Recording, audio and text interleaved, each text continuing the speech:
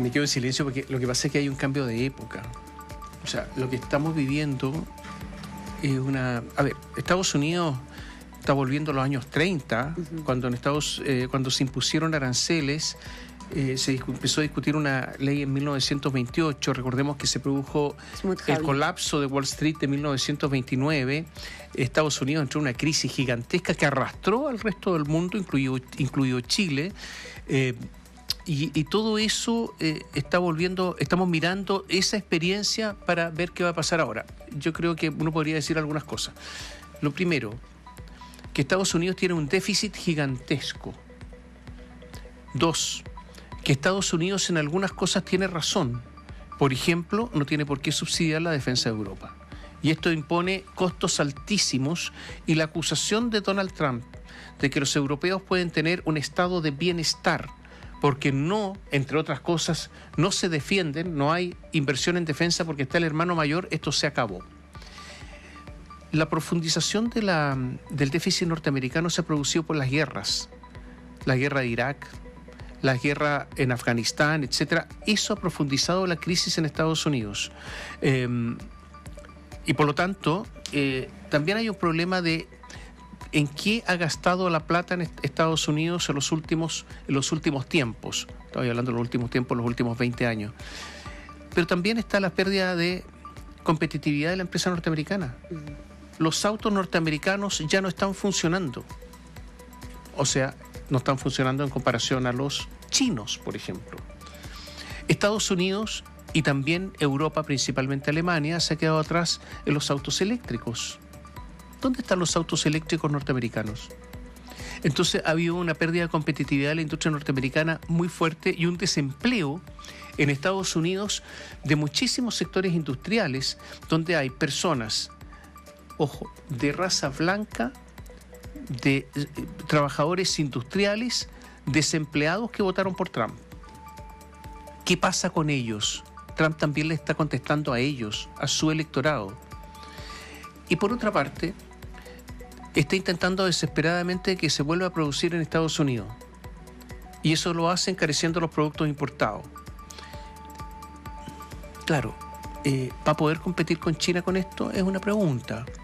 ¿Es una oportunidad para los chinos para poder vender a otros mercados aprovechándose de este cierre norteamericano?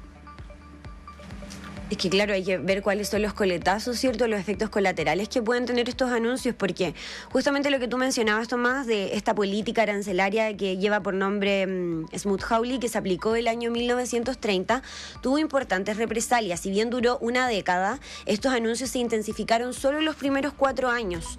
¿Por qué? No solo por las protestas que generaron en más de 23 países, de hecho, Canadá tuvo protesta histórica, Alemania declaró en su minuto la autarquía, es decir, buscó la independencia económica en su minuto, Francia respondió con el doble de aranceles, y finalmente, ¿a qué llevó esta ley arancelaria de la década del 30?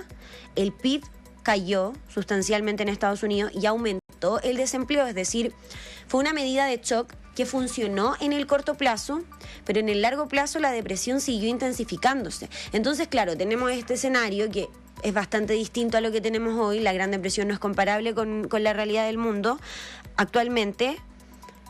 Pero ¿quién dice que estos efectos no puedan volver a repetirse tras estos anuncios? Y claro, tú lo mencionabas, lo que busca él en el fondo es devolver ciertas industrias o fomentar la producción de ciertos bienes en Estados Unidos. Y lo comentamos también en algún minuto, por ejemplo, lo que pasó con los primeros anuncios con el huevo. El huevo se disparó casi en un 60% al alza su precio. Y ayer en su discurso Trump lo decía. Bueno, ahora tenemos una nueva industria del huevo dentro de Estados Unidos y hemos logrado que el precio baje en un 52%. El huevo. Pero ¿qué va a pasar, por ejemplo, con el acero? Que son industrias mucho más grandes, más complejas, que requieren de más inversión. ¿Va a replicar? Pero pues tiene un ejemplo con el cobre. Mira, al cobre... Que no está tocado actualmente. No, por eso, no se le impusieron arancel. No. Ni el cobre ni la madera. ¿Por qué? Porque resulta que Estados Unidos tiene cobre, pero no lo está explotando. Básicamente porque varias minas de cobre habían cerrado. Y en segundo lugar, por un problema, Estados Unidos quería además poner aranceles al cobre refinado, pero Estados Unidos tiene 2 fundiciones, no tiene más, y para volver a instalar fundiciones requiere de mucho tiempo. Por lo tanto, se quedarían con un cobre importado igualmente, porque no tiene fundiciones, refinado, carísimo. Entonces no le puso aranceles todavía al cobre y tampoco a la madera, porque no quieren explotar su propia madera. Entonces, esa es la razón. Pero la verdad es que la pregunta que uno puede hacerse es: ¿qué impacto mundial va a tener el crecimiento? Porque va a haber menos comercio mundial, es más caro. Y el PIB del mundo ya va a la baja, de hecho. Sí. ¿Qué impacto mundial va a tener el crecimiento? ¿Qué impacto va a tener en Chile? Es verdad que Chile, con respecto a otros países, queda competitivo, porque 10% frente a los otros países que tienen mayores aranceles sigue siendo competitivo. Pero ¿va a ser competitivo con la industria local? Esa es la pregunta. En Estados Unidos hay una enorme libertad, por ejemplo, laboral. Enorme. Hay muy bajo desempleo en Estados Unidos históricamente, porque hay oferta de trabajo, pero hay poca regulación laboral, prácticamente nada.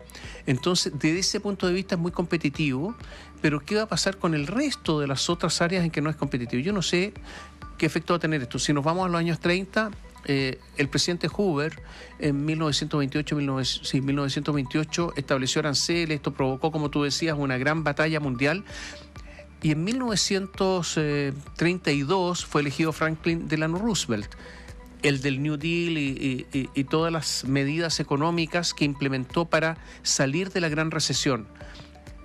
Recordemos que fue el que negoció finalmente las condiciones del término de la Segunda Guerra Mundial, aunque murió antes del término de la guerra. Fue Roosevelt el que dijo que había una maraña de cables, si mal no recuerdo, de cercos que había implementado el gobierno anterior para la economía estadounidense y que había agravado la crisis de 1929 de Wall Street con todas estas medidas arancelarias. ¿Qué va a hacer Trump si es que en algún momento la economía norteamericana no funciona y si los precios se van arriba? Si es que la inflación aumenta en Estados Unidos, ¿cuál va a ser la reacción de Trump? Es que esa es la gran pregunta, porque es cierto que actualmente en Estados Unidos hay un déficit comercial de bienes, pero también hay una inflación que la Reserva Federal no ha logrado, digamos, moderar como se quisiera. Hoy en día, en promedio, el estadounidense gasta al mes entre $1.800 y $4.000. Y es de los países que menos ahorra en el mundo. Y estamos hablando, digámoslo, a nivel de Estado y a nivel en los distintos hogares. Entonces, ahí de nuevo la gran pregunta, porque esto es un experimento. Eso es lo que está haciendo Donald Trump. Y así lo catalogan los economistas. Es un experimento.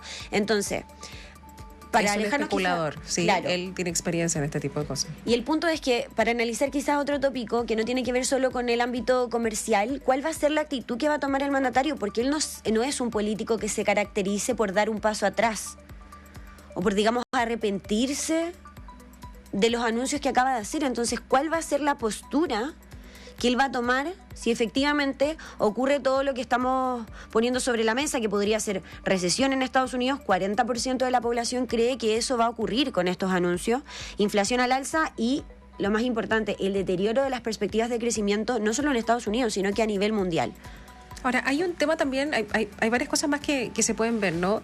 A ver, como respuesta a estas situaciones que hemos hablado históricas, que se pueden asimilar a lo que se anunció ayer, porque es histórico, efectivamente, nacieron en su momento los tratados de libre comercio. Sí, esto de ponerse de acuerdo grandes potencias con países más pequeños para, por ejemplo, liberar los aranceles. Y por eso estamos hablando de que el 0% que tenían algunas de nuestras exportaciones e importaciones, viceversa, quedaron con 0%, ahora se suben a 10%. Esos tratados de libre comercio fueron aprobados por los dos congresos, en el caso de Chile y Estados Unidos. Y yo no sé si en este caso hay alguna revisión que debiera hacerse en esa instancia, porque se está pasando por encima del Tratado de Libre Comercio. Yo sé que si Chile va y dice, oiga, es poco probable, pero también ahí hay una palabra que podrían eventualmente decir algunos parlamentarios, me imagino. Lo otro es la lectura política que se da respecto de estas decisiones que toma Trump. Muchos decían, a ver, ya que Javier Milei es tan trumpista o tan pro-Trump, seguramente Argentina no va a recibir ningún arancel. Bueno, resulta que también le puso el 10%. Sí. Y a Chile, que tiene un presidente anti-Trump, uno podría reconocer, porque vamos a hablar más adelante de lo que ha dicho el presidente respecto a esta situación, el presidente Boric me refiero, también un 10%. Entonces, digamos que, claro, Donald Trump es un político atípico, toma estas decisiones, especula de cierta forma también a ver qué es lo que sucede. Y y tiene todas estas otras revisiones que hacer, pendientes, partiendo por lo que te menciono respecto del Congreso y los tratados de libre comercio. Claro, es que justamente ese es el punto, porque la mecánica de Trump es gobernar con la incertidumbre. O sea, acá es muy difícil predecir y lo vemos ahora. Las predicciones se caen un poco respecto de lo que son los anuncios de ayer, porque Chile nunca estuvo mencionado dentro de esta lista y sin embargo aparecemos con el arancel del 10%. Incluso en el mismo cartel, el que estaba mostrando Trump ayer, aparecía Chile. Y claro, porque ahí lo podemos ver en las imágenes de BioBio TV y estuvo casi todo el tiempo de la conferencia y tapado y no podíamos ver si efectivamente Chile estaba o no, y sí, claro, aparece al final. Pero como tú decías, Katy, acá yo creo que hay que quedarse con que los tratados no están escritos en piedra, se ponen claramente en jaque y es por eso que el discurso, la tónica que están tomando los líderes de las grandes empresas y también el mandatario, por cierto, es que estamos frente a un fenómeno de carácter mundial que implica ¿qué cosa? La reconfiguración comercial como la conocemos hoy. No sabemos cuánto finalmente va a durar esto, ni las represalias que va a tener en el corto y mediano plazo, pero de todas formas lo que significa es justamente lo que decía la presidenta de la CPC, que Chile empiece a ampliar, a abrirse, a buscar nuevos tratados, a buscar nuevas fronteras y dejar esta visión, digamos, como un poco yankee, que siempre ha marcado a Chile, de poner a Estados Unidos al centro de todo. Y es por eso nuestro primer socio comercial es China hoy día. Sí.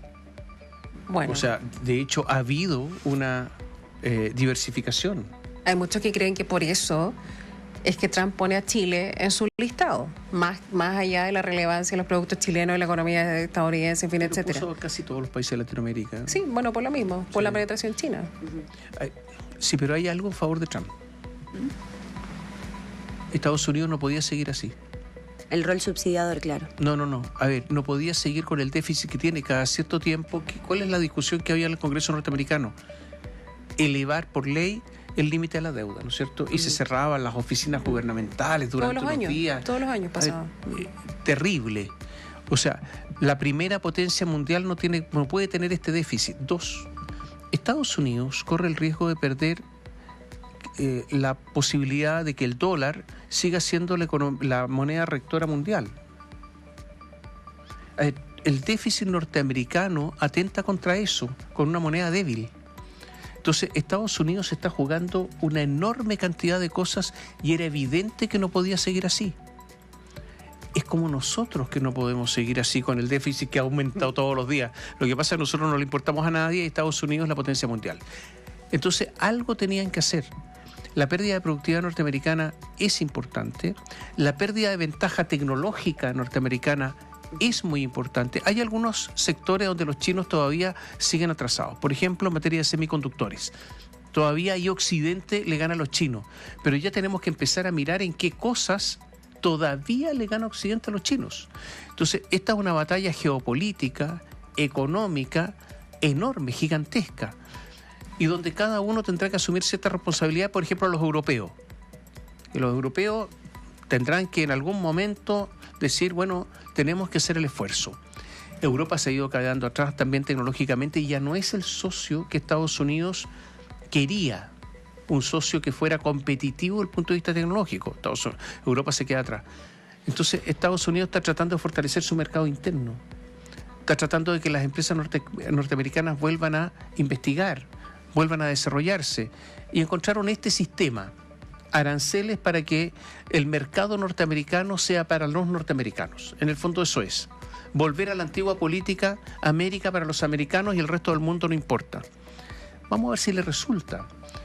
Pero de que algo tenían que hacer y seguir igual no funcionaba, yo creo que también eso es evidente. No podían seguir con la misma receta. A lo mejor esta receta está equivocada, pero la que tenían ya estaba totalmente, o estaba transformándose en algo totalmente obsoleto. Esto tiene que ver también con geopolítica. ¿Qué va a pasar cuando Donald Trump va a bajar los aranceles a algunos de repente? ¿Y va a ser selectivo? Por ejemplo, Japón. ¿Qué pasó? ¿Le puso aranceles a Israel? Sí. Le puso aranceles a todos los amigos. Sí. O sea, es simplemente medidas económicas más que geopolíticas. Sí, también. Igual ayer vimos que cambió un poco la tónica. el tono, digamos, de su discurso. Porque antes, si estaba completamente cerrado en las negociaciones, hoy decía, bueno, yo espero el llamado de mis principales socios comerciales. Entonces, digamos... Pero fue irónico. Me han Sí, llamado es como, rey, si se portan reina, bien. o sea, eso es pura ironía. Como si se portan bien y hacen lo que quiero que hagan, llámenme. Claro, pero volviendo al tema de los costos, ahora lo interesante va a ser analizar en los próximos días o hacer este ejercicio de cálculo de cuánto van a llegar a subir ciertos bienes, ciertos productos, ¿cierto? Porque decían ayer los expertos, algunos bienes van a tener incluso hasta 3 aranceles. Entonces los costos que va a tener esto o el precio, lo que va a llegar quizás a costar un automóvil en Estados Unidos, va a ser algo que vamos a tener que estar analizando, digamos, en el transcurso Una manzana chilena. Claro. Mira, yo creo que va a ser muy importante, me parece, la reacción del mundo respecto de estas medidas. ¿Cuál va a ser la reacción europea? ¿Cuál va a ser la reacción china? ¿Cuál va a ser?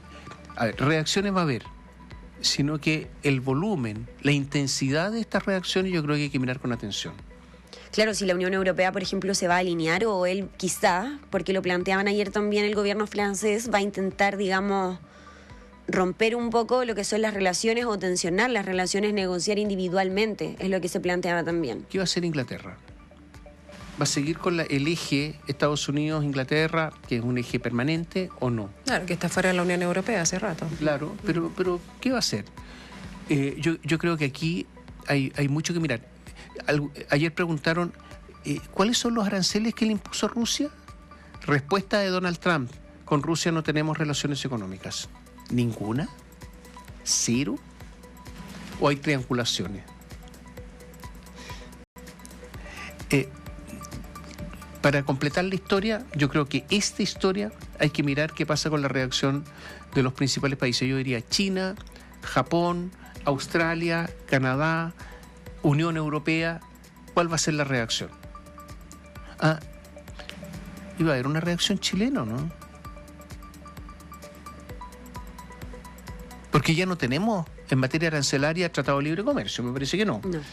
Ya, ¿va a haber reacción chilena o nosotros vamos a quedarnos callados? Perdón, una pregunta anterior. ¿Somos capaces, tenemos la capacidad, el poder, la capacidad en términos fácticos de imponer aranceles a Estados Unidos? Son preguntas que hay que responder. Yo creo que tienen que responder las autoridades, no nosotros, Claro, pero el economistas. llamado sigue siendo más de cautela que de otra cosa. Ahora, no deja de ser insólito que cuando acá, en nuestro país, una autoridad en ese momento, de la Subrey, habló acerca de la revisión de los tratados de libre comercio, se levantó una tremenda batahola a propósito. De hecho, él igual después salió del cargo, en fin, etcétera.